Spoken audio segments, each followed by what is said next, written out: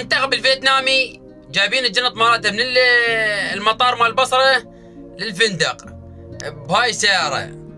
هذا شيء رايحين للجوبة ماخذين كم غنم، يعني ماكو سيارة ثاني خطر ربكم.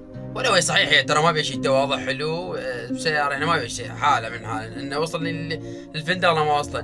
بس هو شيء لما تقول لي انا ماخذ حلال رايح ماخذ للجوبة، شو السالفة؟ راح تقصبه؟ وين الرقابة؟ وين المسؤولين؟ وين يعني احنا نروح يم العالم ترحب بينا وتشيلنا على راسها وتحمد بالاتحاد العراقي، احنا نجي هنا نرجع للصفر. والله العظيم ما بيه شيء. تحياتنا لكل واحد عنده كي انعاشكم على راسي بعد بالحسين وانا اصلا ما بس هذا الاعلام هسه منزل عليه هي ما بيها شيء. انتم شو تشوفونها؟ بيها شيء لو ما بيها شيء؟ كتبوا لنا بالتعليقات.